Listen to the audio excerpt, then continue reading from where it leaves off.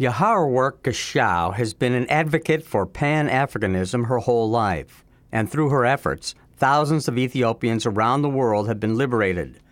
She is professionally recognized as the first Ethiopian international model to work outside of Africa.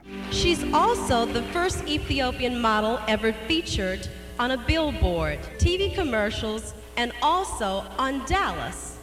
She was introduced to Americans on the CBS television network in 1982. We don't live really free.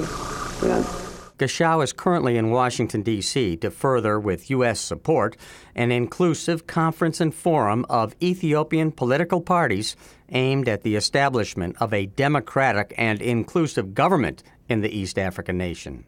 She says the current government is dismantling the nation.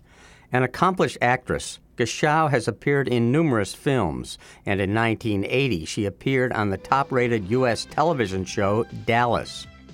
She now lives in Texas and uses her celebrity status on behalf of Ethiopian immigrants and African-American causes. Her humanitarian efforts began in 1978 as a teenager in Paris, where many Ethiopian refugees were being deported. In the late 1990s, while the world focused on the conflict in Kosovo, Ethiopia and Eritrea fought a bloody war. She fought for Ethiopian prisoners of war in Eritrea, including child soldiers. At the time, the Ethiopian government was denying their very existence.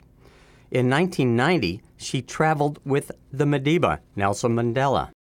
In 2004, as a result of her hard work, the plight of Ethiopian refugees in Yemen was eased, many of them eventually living as free citizens in the United States, where her human rights advocacy was extended to include oppressed African Americans and other refugees the world over.